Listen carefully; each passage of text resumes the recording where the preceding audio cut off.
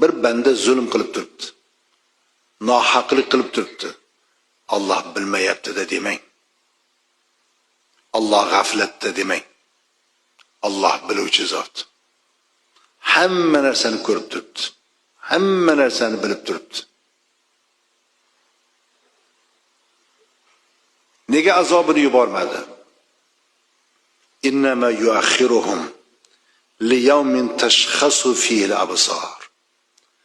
Ularning jazosini Alloh taolo ko'zlar dahshatdan qotib qoladigan kunga kechiktirdi. Ularning jazosini oxiratga kechiktiryapti. O'ylamang Alloh nohaqlik qiluvchining nohaqligini bilmayapti deb bilib turibdi. Agar bu dunyoda jazolamasa, uning jazosini oxiratga kechiktirdi.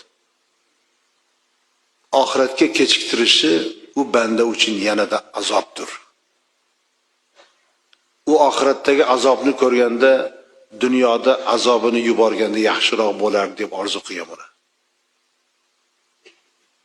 Oxirat shunday kunki, uning dahshatidan ko'zlar tikilib qotib qoladi deyapti. Bu oyat karimadagi va'idlarni mo'min musulmon eshitib his qilib birovning haqqida nohaqlik qilishi mumkinmi? Yo'q. Yo'q. Mo'min odam